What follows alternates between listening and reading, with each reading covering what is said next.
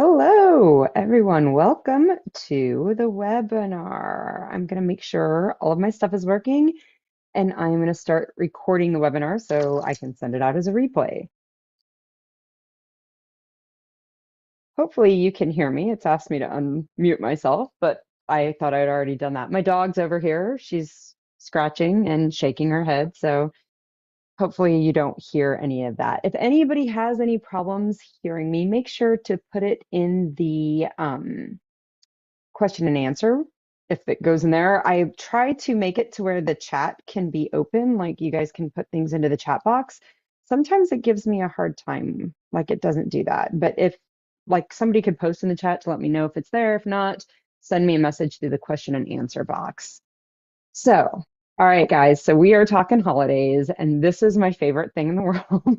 I am one of those people that gets super stoked and gung-ho about the holidays. I love it. They're fun.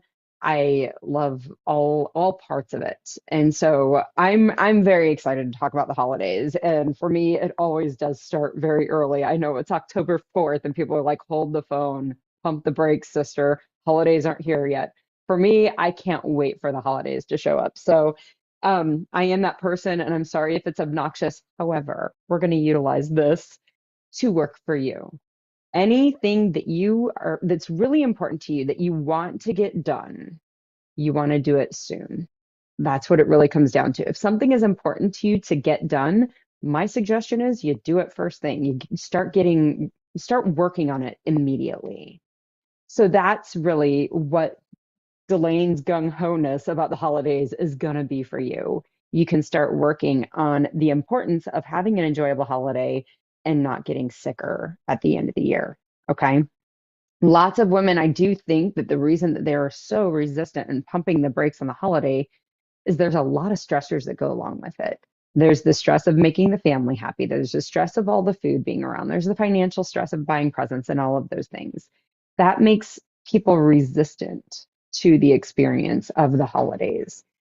I don't want you getting sicker or your health to be a part of that resistance. Let's solve for that. That's what today is going to be about. So, I want to make sure that I've talked about all the important things. I was driving home. I dropped my daughter off at school in the morning and I stopped for coffee, and I was driving home from the coffee shop, and Don't Stop Believing from Journey came on. And so I've been pumping out some good Steve Perry for a while. So, all right, I'm going to share my screen. You will have access. There will be an email that is going to have a number of things in follow up to this webinar. So look for that. This is being broadcasted on the YouTube account. So if you want to find it yourself and go back to listen to it, you can always get access to it on the YouTube account. All right, so you should have the picture of the PowerPoint, the Savor the Holidays and Get Healthy PowerPoint. I do have my question and answer box open, so if you put a question in there, I should see it as I work through these slides. I feel like there's a lot of slides to get through. That's all a thought, I realize. But I want to get through the tactics that I'm going to teach, but do put any questions in that Q&A box so if I can come to them in a time frame that is appropriate, and I definitely before the end of the webinar. So we are going to talk today. We are going to talk about how to fix your type 2 diabetes, because that is the most important thing. If you're coming in and you're not fixed yet, and you want to know how to enjoy the holidays, how to be able to indulge in some of the things that only come around or that you only have access to during the holiday season, you want to have that enjoyment part, you're going to have to start now on October 4th fixing that insulin resistance so that you can have that on December 24th or whenever in December you want to do that. Okay. So we're going to talk one about how to fix it. How do we fix type 2 diabetes? What it is and how do we fix it? I've got some really helpful tools that will be available to you. Again, one of them is new, and I'll show you whenever we get to that slide. Whenever we get to that point, I will talk to you about that.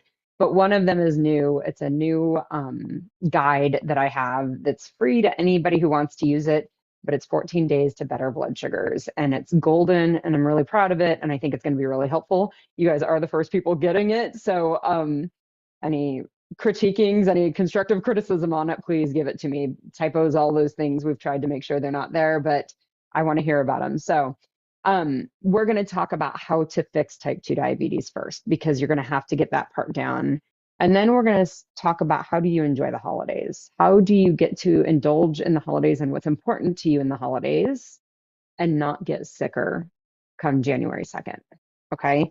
So that's what we're going to talk about today. First thing, there is a link here. You can see the DelaneMD.com link. I don't know why, but whenever oh, there, that gives you the Calendly.com. So on this slide, you can see the www.calendly.com/DelaneMD. That's where you can schedule a reverse your diabetes assessment call. So if you're working through this, or if you do the 14-day guide, and at day 15, you're like, it was so hard. I couldn't stick to it. My numbers got better, but then I fell off, blah, blah, blah, blah. Whatever the stories are, if you see that, like, oh, if I eat this way, I do get better blood sugars. I can't seem to keep eating that way consistently. That's where I want you to set up an reverse your diabetes assessment call so we can look at your obstacles. Okay. All right. So let's talk insulin resistance. What is insulin resistance? Okay, this is the thing that we are fixing. Your blood sugars will follow. We are going to fix your blood sugars. Your doctor will get off your back. But fixing your blood sugars does not fix the type 2 diabetes. This is why medications don't work. Okay, medications are focused on lowering your blood sugars. That does not make you healthy. Insulin resistance is what needs to be fixed because that is what makes you healthy. I think of insulin resistance not only as a beautiful fall tree, but just as a tree. There is a trunk. That trunk is insulin resistance. The various large branches off of that trunk are the various different diseases that insulin resistance causes. Diabetes, prediabetes, and gestational diabetes are definitely one of the trunks, one of the big ones, right? Non-alcoholic fatty liver disease, that's another branch on that tree. Polycystic ovarian syndrome, that's just another branch on that tree. High cholesterol is another branch. Dementia and Alzheimer's, hypertension, obesity.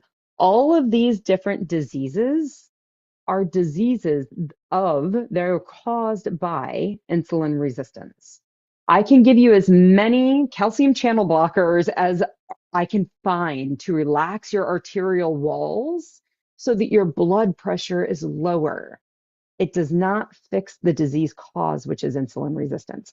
You have to fix the insulin resistance. The reason that so many of these diseases, we used to call it in the clinic, it was the family medicine value pack, right?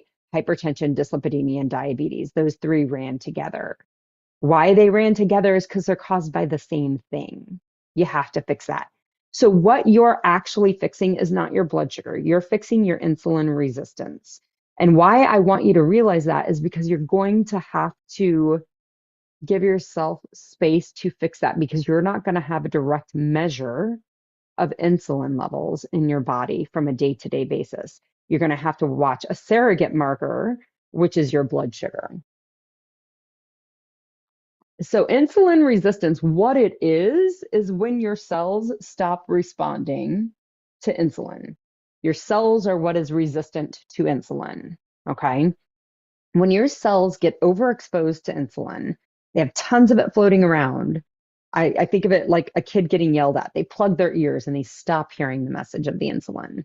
They close down to the effect of insulin. And what that allows to happen is the blood sugar, instead of coming inside the cell and being burned as fuel, the blood sugar accumulates on the outside of the cell. That is what doctors pick up as high blood sugars. That's what you pick up on your prick machine as a high blood sugar, okay? That is what needs to be fixed. The plugging of the ears. We have to settle the cells down. We have to calm them, allow them to heal. We have to stop exposing them to so much insulin, allow them to heal up so that when insulin is around, when they are in the presence of insulin, that they start to respond normally. They start to open up. That's what should happen. When there is insulin around, there's a receptor on your cells, and that receptor should bind to the insulin and cause your cell to open up so that you can bring glucose inside and burn it as fuel. That's what should be happening, okay? When you're insulin resistant, Your cells don't bind that insulin. They never open up, and the blood sugar accumulates outside of the cell and it wreaks havoc everywhere. It just makes a mess of things. So we have to fix the insulin resistance, which means we have to stop producing so much insulin.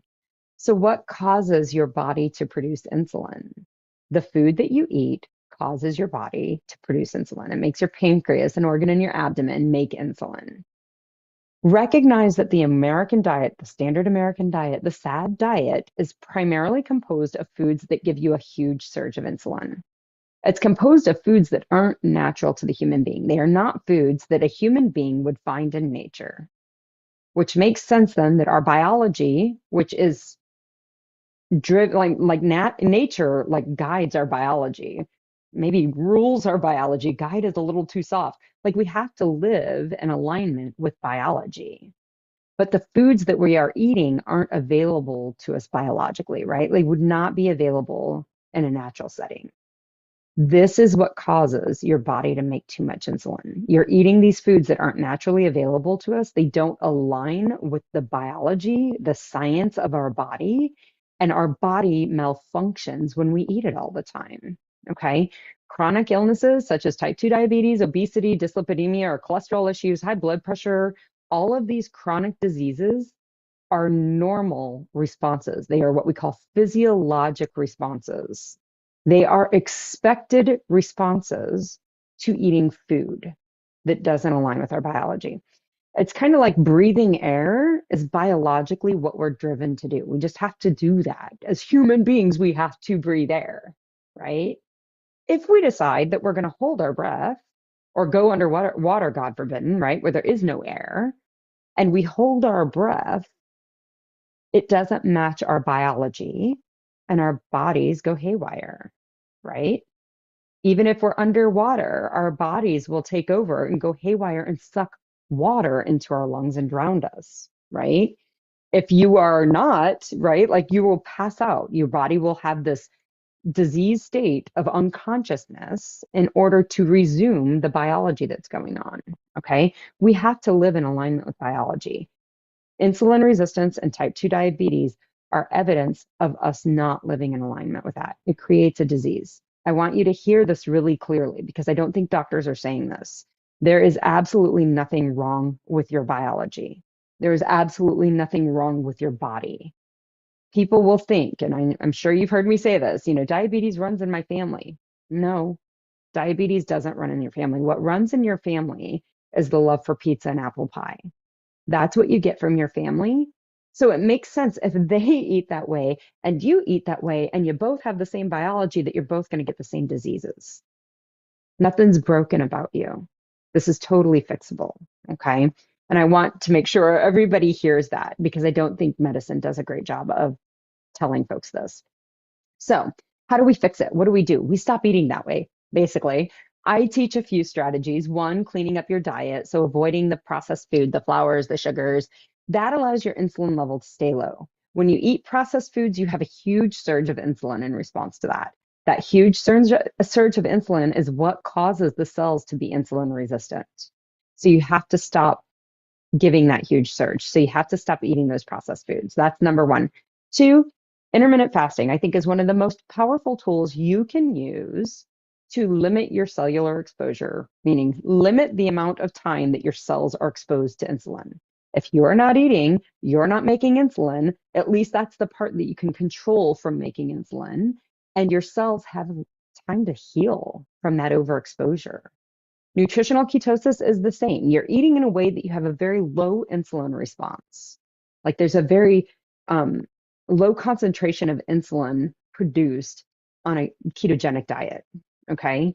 I don't promote the things you see on Pinterest. And if you don't know what I'm talking about, look up keto bricks. That is not what I am talking about. I'm talking about real whole food that's low in carbs in order to promote ketogenic or ketosis in your body. The reason that is such an effective tool for reversing type 2 diabetes and normalizing your insulin function is because there's a very low insulin response to eating a ketogenic diet. So see kind of a pattern here. We are doing things that lower your insulin level because that's what fixes your type 2 diabetes. not your blood sugar issue. You need to lower the insulin level. The blood sugars will follow, but you have to lower your insulin level to get there. Okay. So clean up your diet, intermittent fasting, nutritional ketosis. And then lastly, you got to collect your data.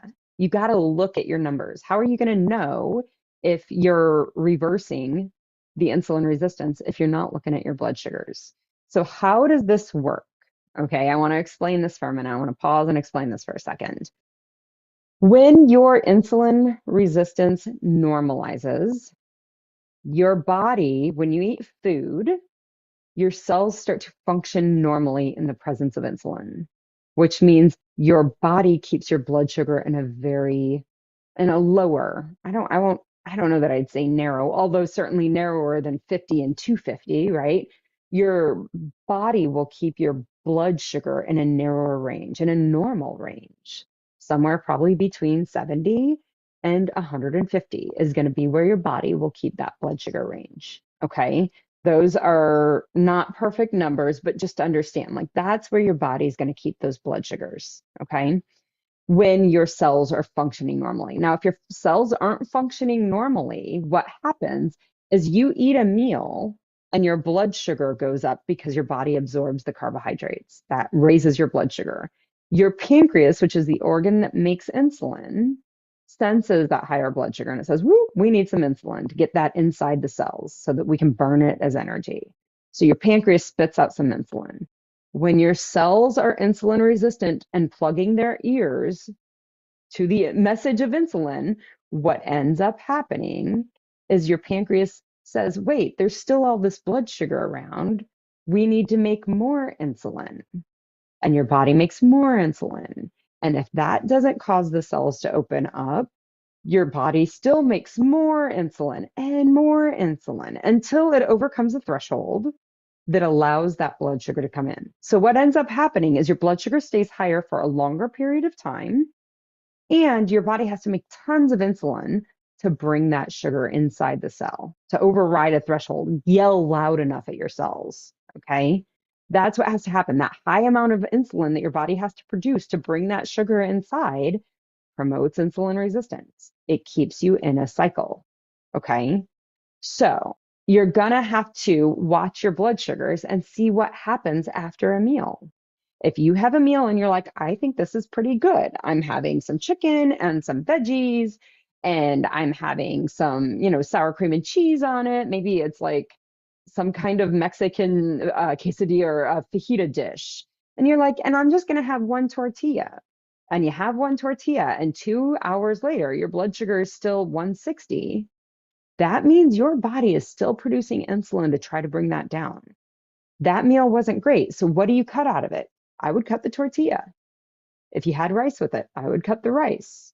Those are the things I would pull out of it. If you had potatoes with it, those are the foods that cause a huge surge of insulin. We know that. Now, in the early days, you do have the sluggish response of your blood sugars no matter what you eat. You could eat like an egg and there's no carbohydrate at all in an egg, and you could still have a sluggish response. Chances are really good though that that blood sugar was present before you ate the egg, had you checked the blood sugar beforehand, okay? Sometimes it takes time. You're not going to heal the cells that became sick over decades. Like it took decades to create the illness. You're not going to heal it in a couple days. Be patient with yourself. Give your body time to heal and do its thing. Okay. But you're going to have to collect the data. So one, you're going to look at your after meal blood sugars. I think that that's helpful. If you're resistant to sticking your fingers, and lots of women are, my recommendation to you is that you take a fasting blood sugar. Now you're going to have to put on your big girl britches, like put your hair in a ponytail, put some lip gloss on and get it done. Like if you need to pop in some Snoop Dogg to get it done, like this is going to be the time you're going to have to call in deep resources, because what will happen is your fasting blood sugar is the slowest to come down. It is always the last to go normal. And it's not because you're not doing something correctly. It is just the biology of the body. That fasting blood sugar is not high Wednesday morning because of what you ate Tuesday. I don't care if you ate potatoes on Tuesday. Your fasting blood sugar is not elevated because that carbohydrate is still in your system. That's not what's happening. Your fasting blood sugars are elevated because of how insulin resistant your cells are. And that's why that fasting blood sugar is the most important blood sugar to look at. I always recommend if you're only going to do one, do the fasting blood sugar.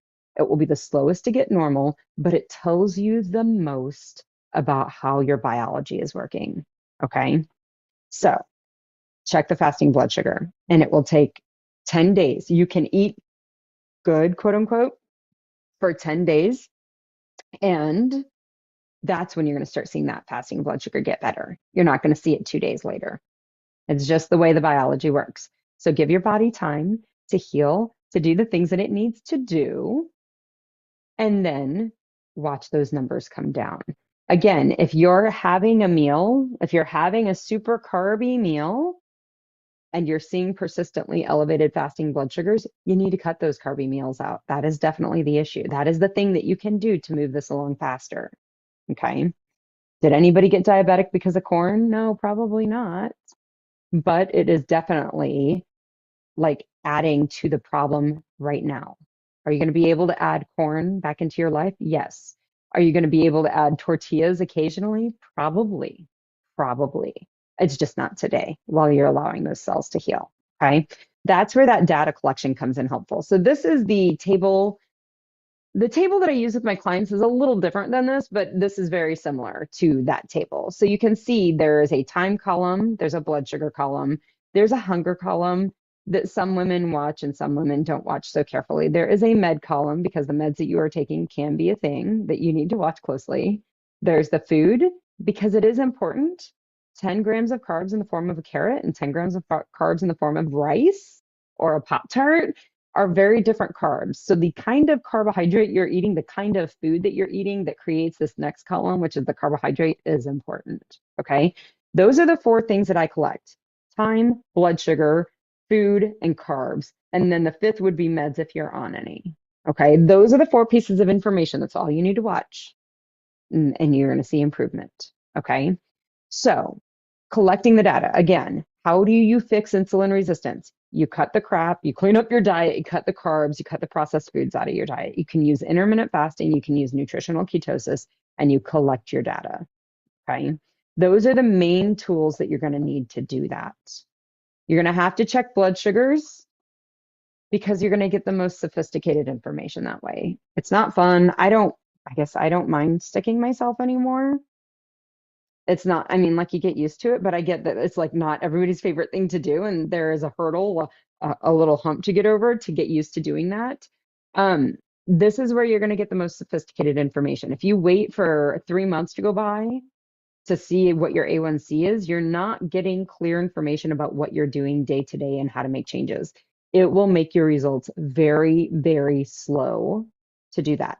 So you can get a glucometer at most grocery stores. I live in Kansas, and by law, every pharmacy in the state, if they're like a whatever, an accredited pharmacy or whatever, they have to have a blood glucose machine available, full setup. So strips, the pricking device, and then the machine, all available for under $20. So they're pretty affordable. Be aware as you go to buy your machine, they don't make the money on the machine, they make the money on the refill strips. So if you're getting a $15 machine, but the refill strips are $45, you may want to invest in the $25 machine that has $25 strips to refill. The little devices that you put in the machine that collects your blood and reads it. Those are the things that they're going to make their money on because you got to get those. So that is my piece of advice for getting a glucometer, a prick machine. Watch your fasting blood sugar. That is the one I would recommend to watch. And then your after meal blood sugars. Those are the other important ones to watch.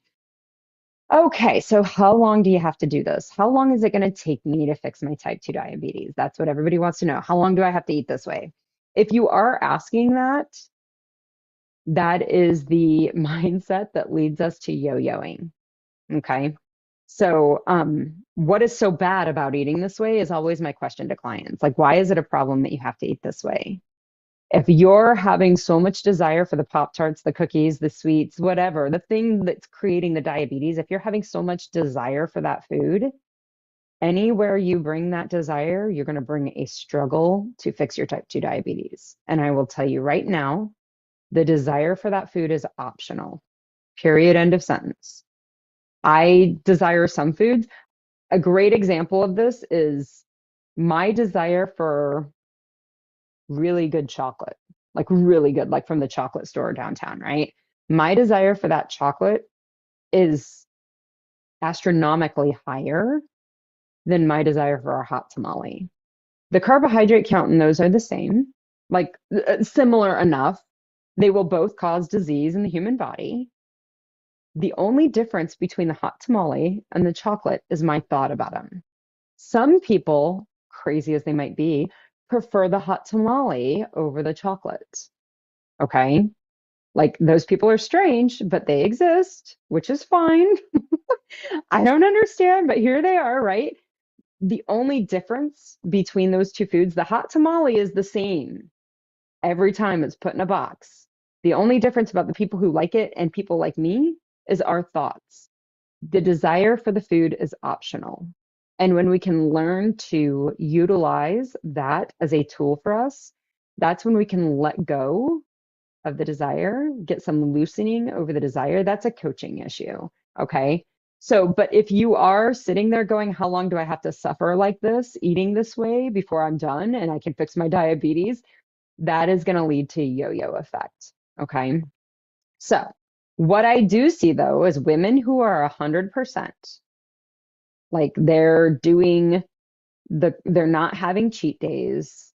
They're not having slip ups. They're not eating a tortilla. They're not telling themselves, oh, I think the rice is going to be okay.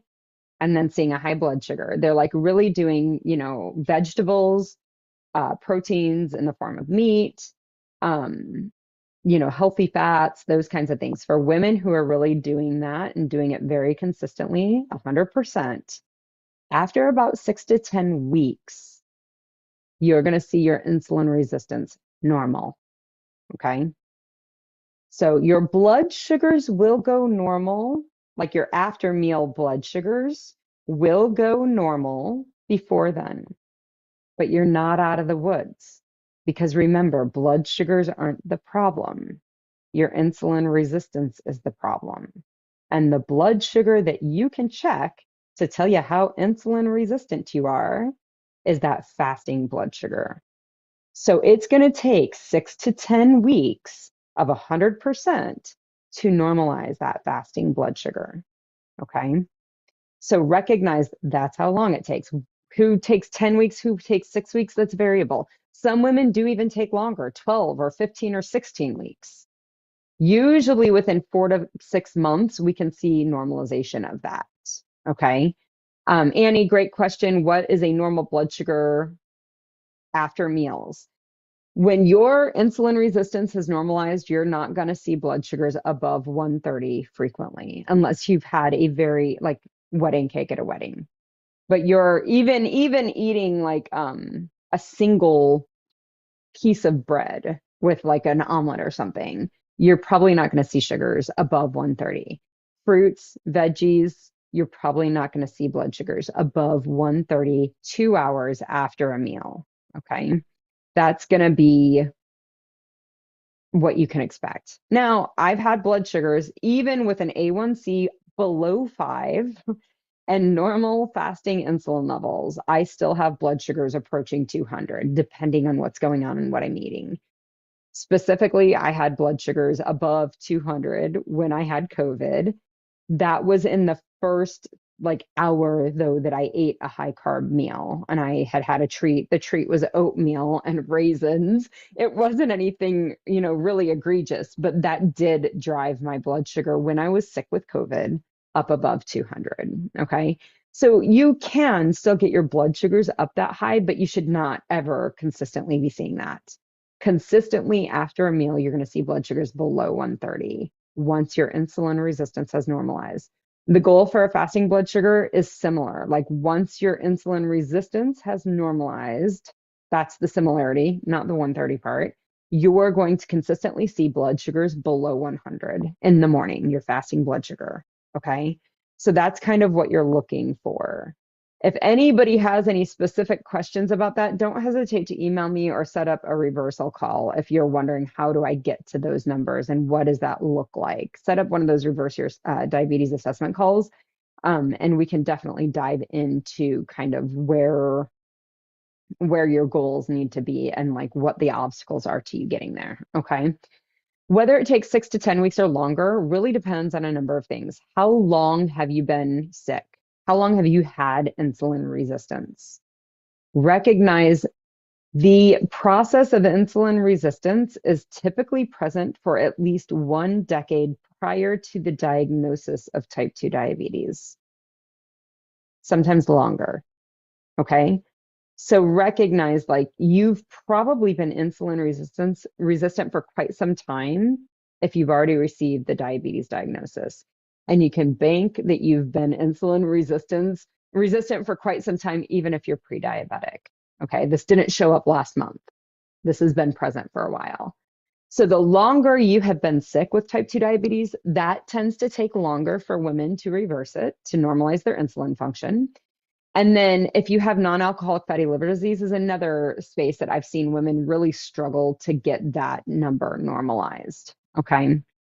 So it just takes longer. I don't know that it's really a struggle. It just takes closer to that 10 to 12 week and really 100% commitment, 100% performance. Like if you had to grade yourself, you're scoring at 100% on your ability to avoid carbohydrates and processed foods. So all right, so I have a gift for you guys, a guide. I'm going to see if I can stop my share here and I'm going to share something new.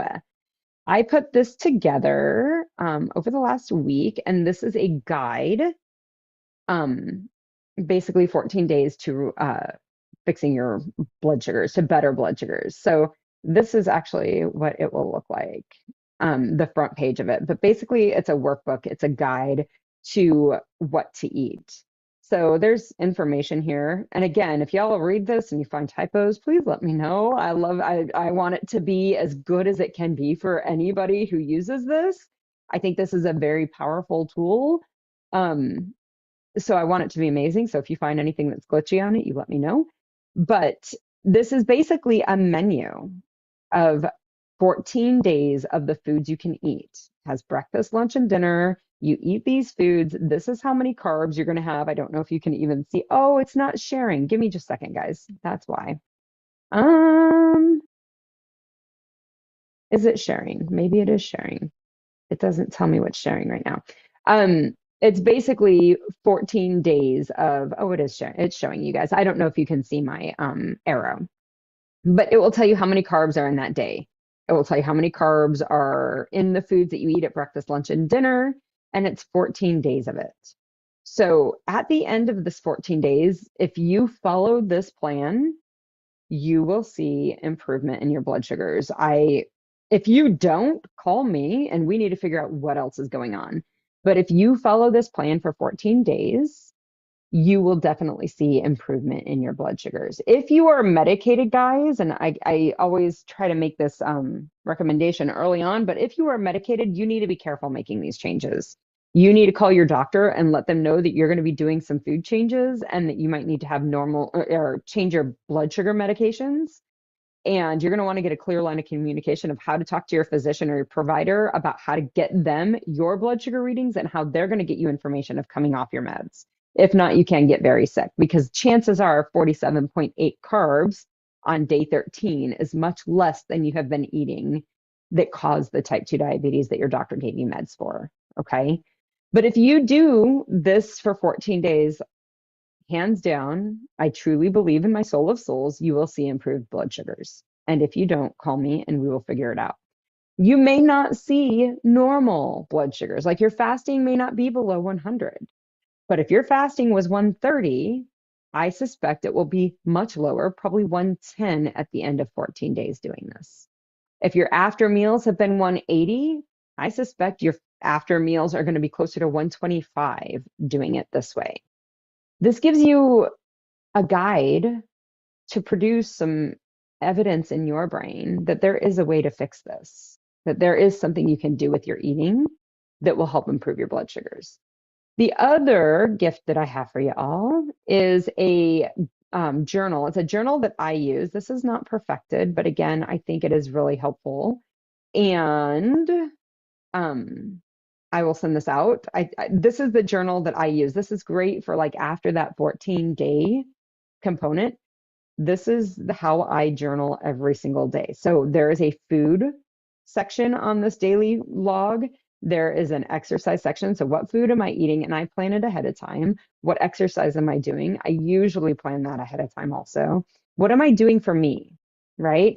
Ladies, if you have been eating chocolate to make yourself happy and then Delane takes the chocolate away, or you stop eating the chocolate because you don't want to be sick anymore, you're going to have to figure out some other way to take care of you. And you're going to want to commit to that. And you're going to want to try new things. And you're going to want to intentionally do that. Okay. That's what creates long-term health, not just coercing yourself to avoid that one thing that helped you when you were having a hard day.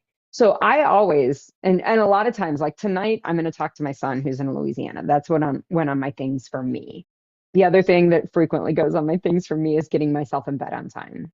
That is the other thing that goes on, the things that I'm doing for me today. I have a gratitude practice and then goals, usually only three things that you're working for each on like any given time, maybe a short-term goal, a medium-term goal, and a long-term goal. And then the other page of this is a journaling page where you can just sit and journal what your thoughts are about the thing that you're working on. What do you believe about it? I believe that it's impossible for me to fix my type 2 diabetes. I don't know that I have the strength to do it. When I feel, when I think this, it feels hopeless, right? Like writing down all of these things. I had this food yesterday. I just can't seem to figure it out, right? Like that thought, we work on it in the coaching program, right? The thought that I am never going to figure it out and the feeling of hopelessness is what leads us frequently to then eat more today, right? Like we eat more things that don't align with what we're trying to create. That gives you the result that you're never going to figure it out. When we learn that self-coaching concept or that self-coaching school tool, this thought download page is a really helpful page. So, all right, those two things will be emailed out to everybody. So look for that. So I'm going to go back here. There we go. And I'm going to share the rest of my slides. And then we will move in to the holiday approach. Again, guys, I love the holidays. This is my favorite thing. So I will tell you, come January 14th, my life is really dark and blue, probably because how much I enjoy, October through December, but that's my cross to bear, I guess. So, the holiday approach, real quick before we jump into the holiday approach, my sugar when I first wake up is not bad about 20 minutes after I wake up, and then it increases. And that makes total sense. I would get really clear on what not bad is first. Like, is not bad like 107? Because that still shows evidence of insulin resistance. And then it goes up 20 minutes after you wake. That's, of course it does. Your cells need energy. So your body starts releasing some energy in the form of glucose. Okay, that makes sense. It goes up to fuel your body, fuel your muscle, fuel your cells. But if you're starting at like a normal fasting blood sugar of say 90 and it goes up to 110, nobody's excited about that. If you're starting at 110 and you go up to 130, that's out of that normal range. And that's just evidence of insulin resistance. So are we starting at a normal range? And if you are going up 20, 30% from there is usually not going to be a problem. I hope that helps, Annie. If not, definitely let me know. Okay, so the approach to holidays is fourfold, 4 steps that I recommend. 1, you make a goal. You decide how you want the holidays to be. 2, you calendar the things that are going on. How long is your holiday season and what events are you going to attend? You put them on a calendar. I prefer a hand calendar that I can write on. Then you commit. What is your game plan? What tools are you going to utilize in order to fix this, to keep to the goals, to create the goals that you have committed to, right? And then you implement, you practice your plan and you adjust it. Chances are really, really good you're going to have multiple different events over the holiday season. So you commit to the game plan. What techniques, what strategies are you going to use? And then you practice it. And if it didn't work, then you come back. The next event, you're like, okay, That didn't work. I'm going to utilize this. I'm going to do it differently in this way. That's all we're doing, guys. This is all just collecting data. All of it is just collecting data. The more you can separate your emotions from the information you're collecting, the quicker you're going to get the results that you want. So let's talk about each of these in turn. So when we talk about goals, like I always recommend that you clearly note what you want your results to be. I believe there is a podcast on this. I think it's number 124 that talks about this. But clearly note what you want your results to be at the end of the holiday season. What do you want your blood sugars to be? Do you want them to be the same where they are when you're starting? And that's okay. Even if you're not perfect, that's okay. Even if your fasting blood sugar is 110, clearly outside of a normal range. Even if you're there, that's okay. You can decide intentionally that come January 2nd, I'm going to still be 110. You can decide January 2nd, I'm going to be 120. You can decide January 2nd that you're deciding this before January 2nd, just to be clear. You can decide that on January 2nd, I would really like my blood sugar to be 95 consistently in the morning. Okay. You get to decide. Do you want your blood sugars to be the same, to hold steady? Do you want them to go up? Do you want them to go down? What do you intentionally want to happen? What are you okay seeing happen? Okay. You want to maybe make the same determination about your weight. Do you want your weight to be the same? Are you okay if your weight goes up? Are you wanting your weight to be lower? Like decide intentionally where you want those numbers to be so that you have a good compass on what the holiday season is going to look like. For me, I also like to look at my relationship with food. I really don't like a frenetic relationship with food. So you may want to ask yourself, that might be another goal that you set, right? Like I want my relationship with food to be calm. I don't want to come out of the season feeling like I've been on a slippery slope shit show the whole time. I don't want that. I want to have a calm, in control, intentional experience. Okay. So for me, very, very typically, this example of the goal here is mine. At the end of the holiday season, I am usually up 5 pounds on the scale. My blood sugars do not change. They are typically still normal. I will hold the phone there. I won't say that they don't change. They don't go outside of a normal range. Most of my fasting blood sugars anymore are 80 to 85. And by the end of the holiday season, they're 90 to 95. So they're up, they're just not abnormal. So those are my goals. The scale is going to go up 5 pounds, no more than 5 pounds. Although it kind of is a goal. Like I want to see it up some. Like I want to have enjoyed the holidays and enjoyed certain things that I don't usually enjoy in a way that there's allowance for the scale to go up. So the scale will go up 5 pounds. My blood sugars will be normal, but I expect them to go up. And then I have a calm relationship with food. That's really one of the big things that I want to experience. For me, I also know, when does my holiday season start? My holiday season starts on Halloween, which is actually probably a little before that because we start putting up holiday or Halloween decorations in my neighborhood ahead, like weeks ahead. They're already up. They've been up for a couple weeks in our neighborhood.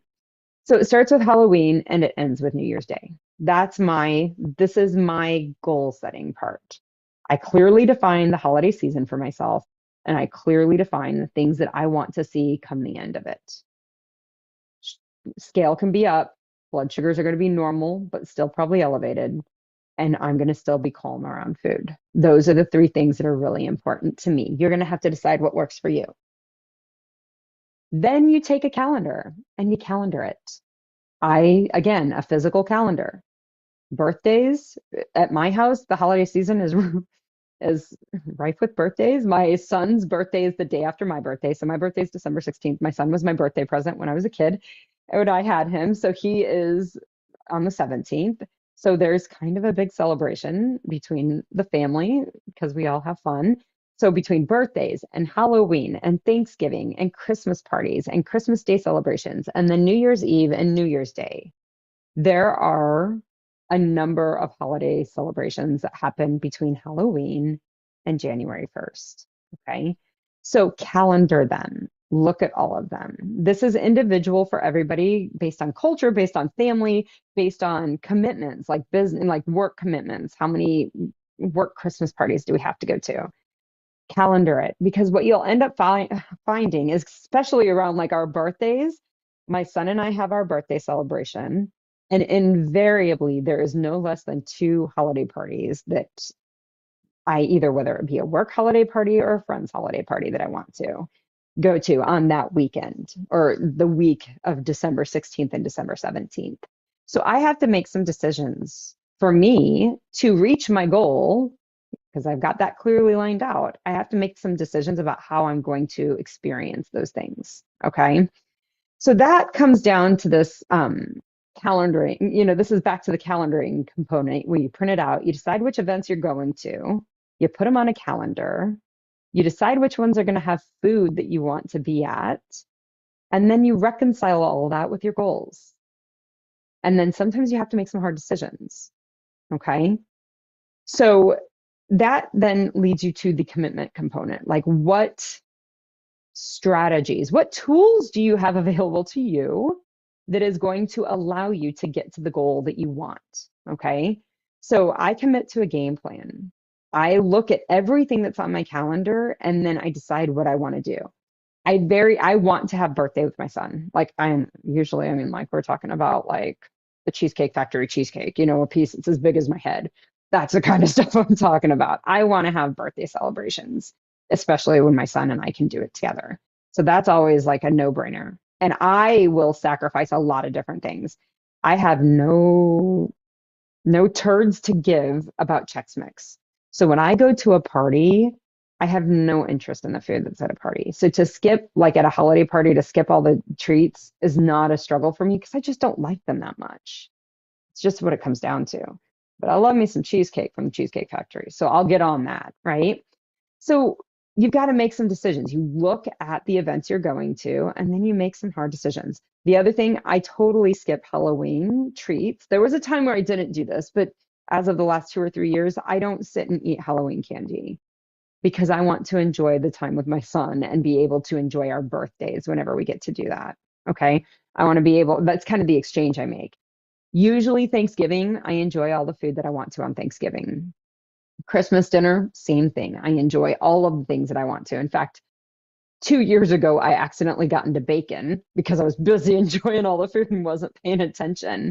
And I had a really bad reaction to bacon. So I'm like, okay, this is one of a handful of days in a year that I enjoy this. And I have planned for it.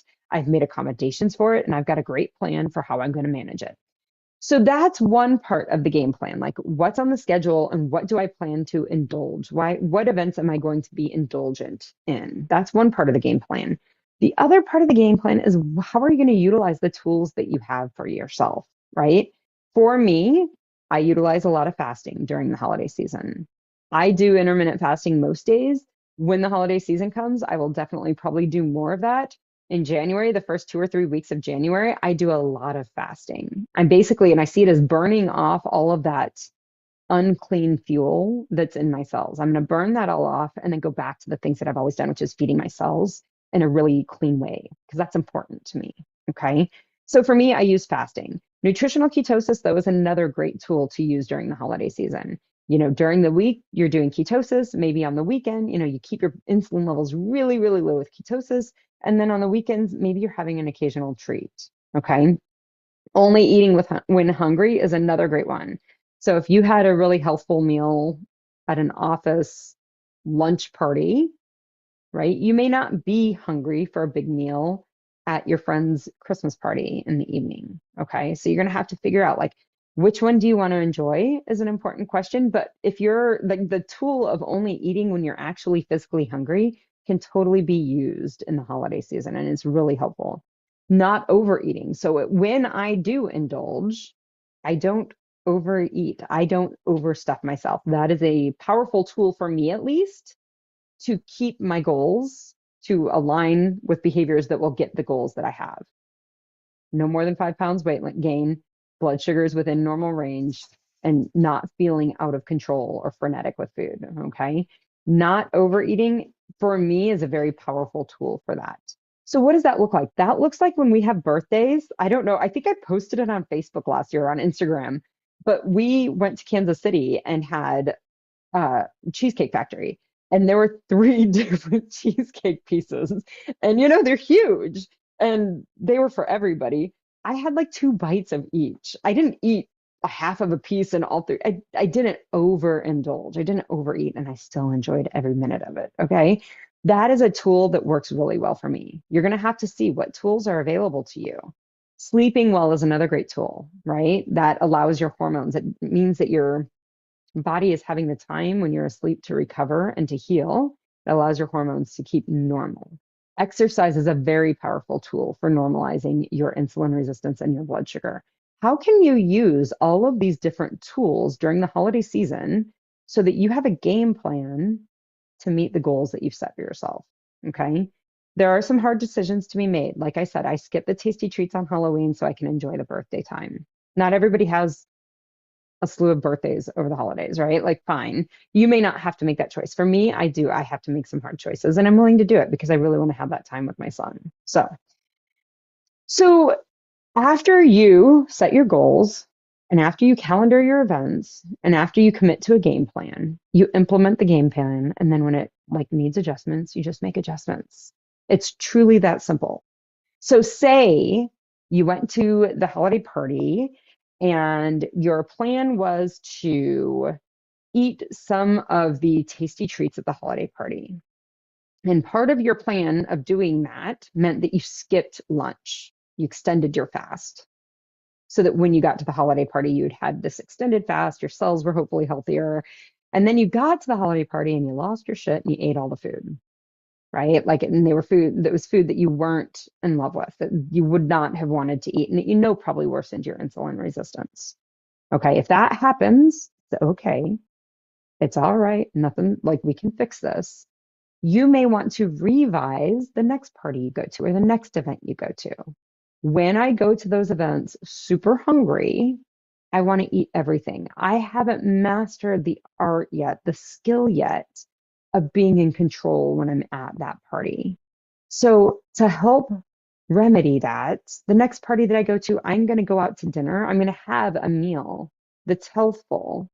So I'm not hungry and super hungry, starving when I go to the party so that I can eat more controlled in that scenario.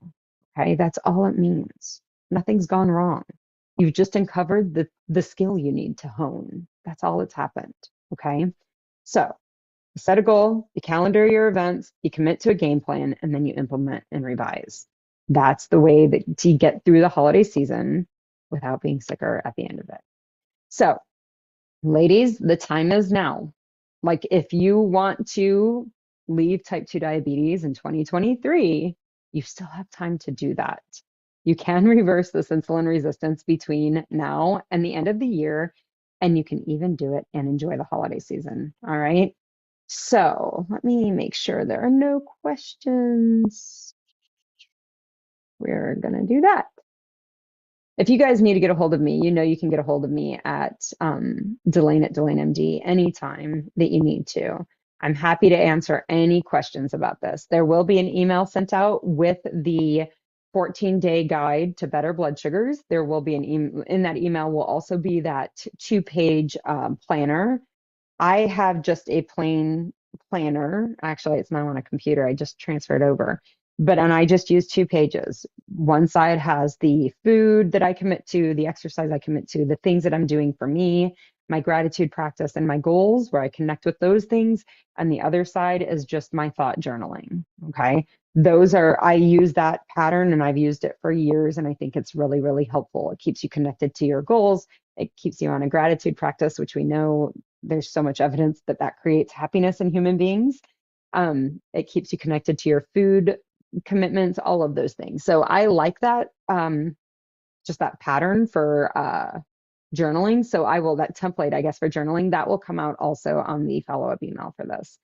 This is posted on YouTube, and I'm going to send out an email to the people who registered with the replay on this also. It will be a connection to the YouTube channel. So I hope it was helpful. If you guys have any questions, please email me, Delane at DelaneMD.com. If you see this information and you're like, yes, I see how this will work, and I've tried to implement this in the past, and I have these things that keep coming up that seem to block me. send me an email or go to that Calendly link, www.calendly.com/DeleneMD. Set up a reverse your diabetes assessment call, and we can figure out what the obstacles actually are, get you some clarity for why you haven't been able to overcome them so you can start moving in that direction. All right, guys, thanks for coming. I hope everybody has a happy holiday season. If you try these